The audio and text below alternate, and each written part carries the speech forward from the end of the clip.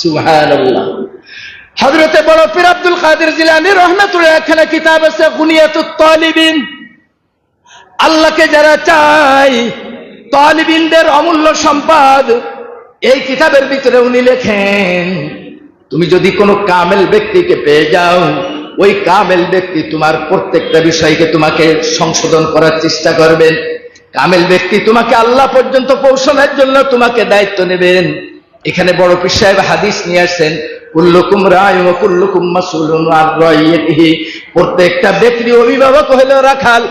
এমন ভাবে কামেল পীর রাখাল, কামেল পীরের মুরিদানরা যদি বিপদগামী হয়, তারা যদি ভুল পথে চলে, তিনি যদি সংশোধনের চেষ্টা না করে, গার্জিয়ানকে যেভাবে আল্লাহর কাছে জবাবদেহি করা লাগে, কামেলকেও ওই পীরকেও আল্লাহর কাছে জবাবদেহি করতে হবে, কারণ সেও হলো তার অধীনস্থর ভিতরে।